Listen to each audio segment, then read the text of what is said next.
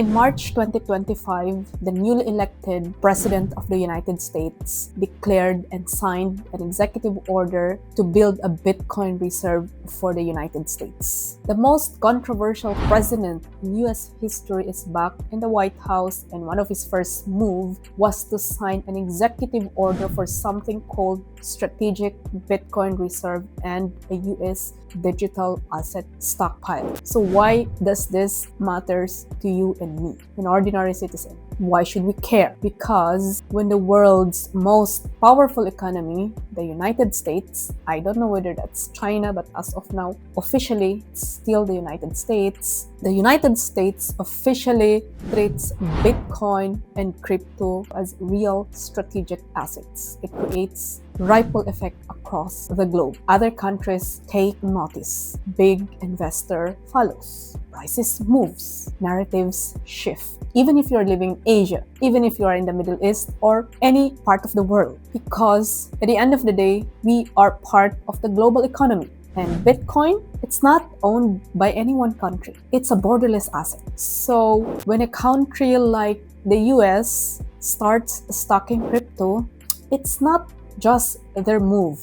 It becomes everyone's moment to pay attention. I don't know about you, but when I heard this in March, when I saw the headline, this made me sit up and take crypto a lot more seriously. If you're new here, my name is Marilee and I'm trying to trade in the crypto market after my work hours. In my first episode, I talked about why I finally stopped waiting and just hit record. Today, I want to go deeper in my reason why I'm diving into the crypto world or the cryptoverse in 2025. Before I got into the crypto market, I was a stock investor. I started investing in the Philippine stock market when I was in college. I have this subject called investment management, and one of the requirements is to have an investment, which makes sense. Now, you have to understand at that time that the word investment for me is a foreign word. I came from a family of farmers. I never understood those words. Investment, portfolios,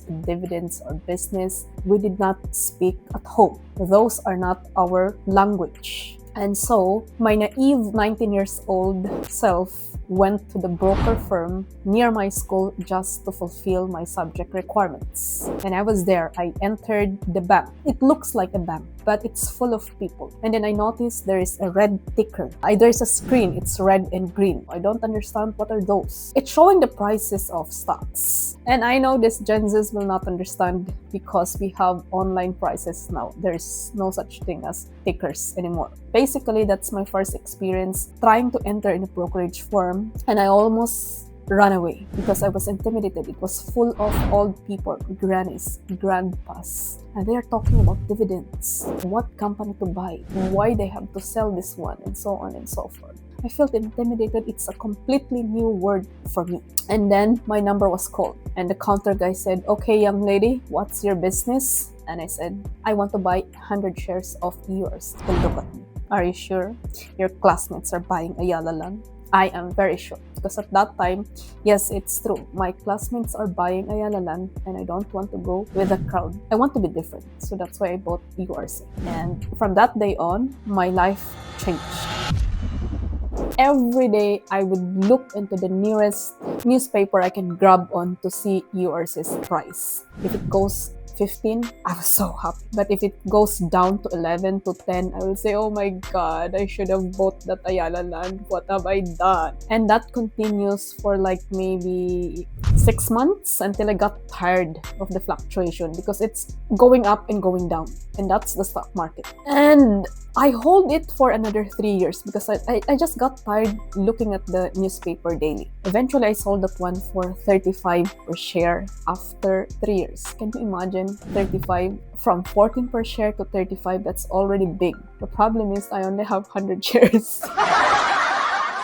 The reason why I'm telling this story is because that single experience sparked something in me. It led me to open an account, an online account. And I ended up buying blue chips companies. Guess what did I buy as soon as I opened my first trading account with Call Financial? No, it's not URC. Ayala land. I still have Ayala land now.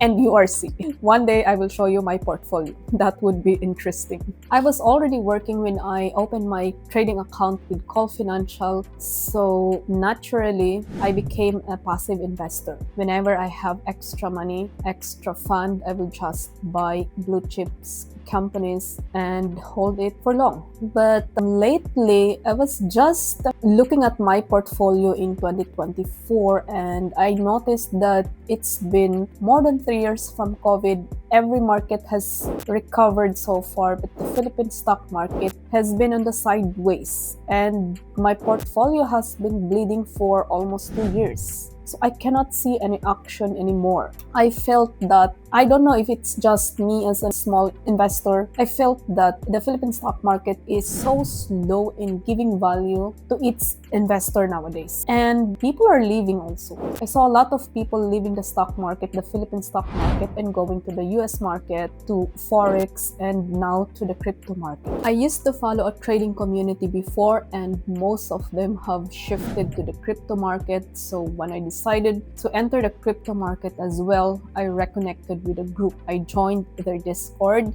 and I enrolled in their masterclass they offered. And just in the middle of that course, Donald Trump announces the strategic crypto reserve for the US. And it felt like a sign that I'm in the right track. Now let me ask you something. What is still holding you from exploring the crypto world? I first heard Bitcoin in 2010. It was few dollars back then. Nobody wants to take it seriously. They call it scam. Last year, 2024, Bitcoin hit all-time high, 109,000 US dollar per share. And everybody's saying it's too late to buy. It's too high. But I also heard the same thing when Bitcoin hit $1,000. It's too high. 10,000. It's too high. 20,000. 50,000. Okay, I get it. Bitcoin is expensive.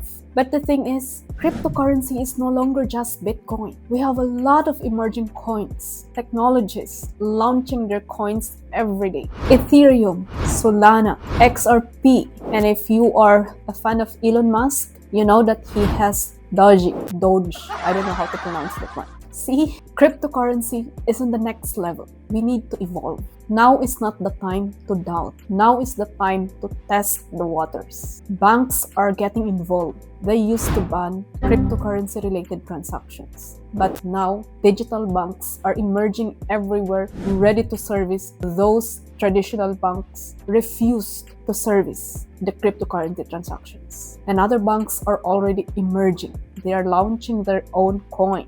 Institutional investors are coming. They are buying like anything. And lastly, the United States, the most powerful country in the world, has officially acknowledged Bitcoin, cryptocurrencies, as a national reserve. What else are you waiting for? The digital economy isn't coming. It's already here and we are living on it. And the backbone of this system? Digital coins like Bitcoin, Ethereum, XRP, Solana. So don't get stuck in the past. Start learning. Test the waters. Because if we don't evolve, we will be left behind. I'll see you in the next episode.